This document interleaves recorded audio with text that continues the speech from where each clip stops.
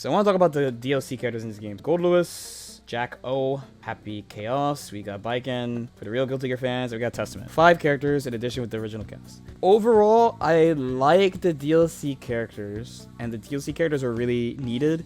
They all kind of do the same thing, and I'll explain in a second. I'm not sure it's a totally good thing with the way the game is made. So the main thing that all the DLC have is like they're hyper focused in their goal compared to a lot of other characters. Like, of course, every character has a win condition, but the way that you go about it with DLC characters is like they really extra want you to do certain things. So of course, in Gold Lewis case, we are all familiar that he's a half circle bot, right? Testament, they really basically always want you to have stain on at all times, to the point that people have combo structures like this,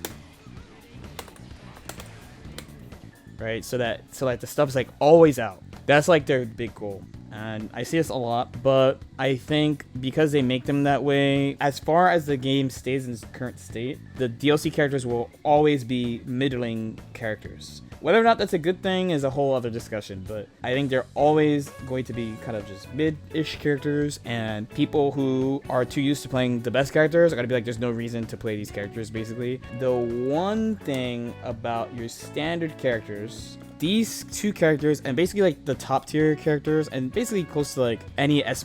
For the S tier characters, essentially their win conditions are super accessible and they're very well rounded, so they don't like really have a weakness in a spot. So like Leo, even though he can't move, like he's not very mobile, not only does he have lunging moves, and then he has very good mid-range moves because he can cover mids, and moves are not super fast in this game, so it's extremely hard to deal with some of these moves. But then he also has a pretty good fast projectile that reaches pretty far, and in combination with a dash, you can get it to reach full screen. He can make his way in. Like, his weakness is supposed to be his lack of ability, but he makes up for it with damage, how consistent his conversion ability is, how quickly he gets meter, how good his defense is, how good his situations are on hit. Ram, similar thing. She's supposed to be not so strong in the mid screen and ultra strong in the corner, except they give her buffs that make her stronger mid screen. So now she's just like super well rounded, really good anti-air, really good air, really good ground game.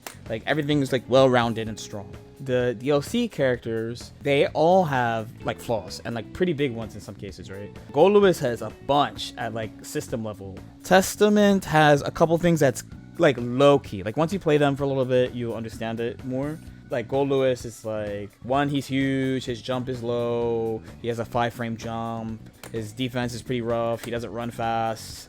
He doesn't really work too well at full screen. That's why they keep buffing his other special moves. Testament, day one, I was like, oh, Testament conversion ability is pretty good. Testament conversion ability is not so great. And they have to set up neutral in order to get to their strong position. This might change in the future, though. So even though they both have really strong situations, it seems that the way these characters are made is like they overwhelmingly want you to focus on this one situation, and then like the character struggles in like a lot of stuff, where all the all-rounders, since they don't have like a blatant like haha you're memed directly situation, not only can they combo off everything, but they do a bunch of damage, and they don't really have flaws in the majority of the situations, right? There is an exception. If you've been watching up until now, you'd be like, why'd you say all the DLC characters are mid? There's an exception. It's Happy Chaos. But even Happy Chaos technically falls into this pattern. The only thing is that he specifically has something just crazy. Neutral, sick neutral control. Besides that, he actually does, like, he overall struggles on defense, even though his risk return is really good on defense. He doesn't have reversal. He doesn't have reversal super. If he had to play like a normal neutral game, he'd be struggling because he can't whiff buttons. The only reason why he can whiff buttons is because this is so good for controlling the screen. If it wasn't for that, he'd probably be around like where the best DLC characters are, which is around like A+, S-. His buttons are good, but they're accented by how good this is, because if he didn't have this, like, this is good, but he whiffs this, he's done. Or like this is a pretty good button, but if he whiffs it, the strength of these norms are accented by this, right? A lot of these buttons have a ton of recovery. This is also a good button, but again, it's stronger because of the other stuff. So they all kind of have this in mind. I'm conflicted because some people say stuff like, they don't give you reasons to play characters like Anji or like Faust. Like, there's no reason to play them. I don't think that's the way you would say it. It's kind of tricky to balance some of these characters. Like, what's more fair in the end? Like, is it cool for a trash character like Soul to be like a strong character because he's an all-rounder and the way he wins is fair? Because I mean, technically it is fair. Is a character where you give him a bunch of flaws, but then you give him an overwhelming situation. Is that the way? I think that's kind of the discussion, I guess.